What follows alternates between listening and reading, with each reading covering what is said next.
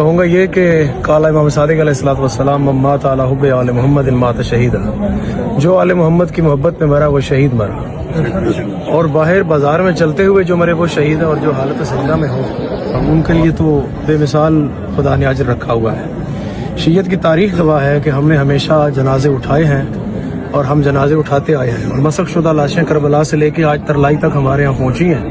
اس کا سدباب کا ہمیشہ ہم نے حکومت کو کہا ہے، ہم نے کبھی خود ہتھیار نہیں اٹھایا۔ آج اس واقعے کے بعد بھی ہم حکومت وقت سے یہ اپیل کریں گے کہ مجرموں کو کیفر کردار تک پہنچایا جائے۔ جہاں سے موت 1 مہینہ پہلے ہو کے گزر جائے ورنہ وہاں اس گلی سے بندے نہیں گزرتے۔ کل یہاں سے 70 کیجویلٹیز ہوئی ہیں، اور اپ ٹو 200 لوگ ایسے ہیں جنہیں سیریس انجریز ہیں۔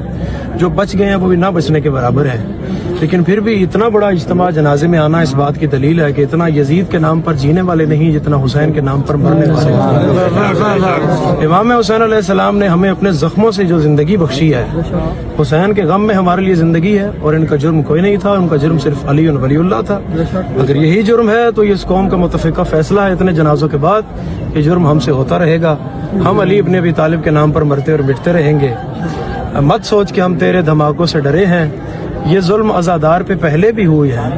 تو رسم یزیدی کو بڑے شوق سے اپنا، ہم فاطمہ زہرا کی دعاؤں میں پلے ہیں۔ وما علینا الا البلاغ المبین۔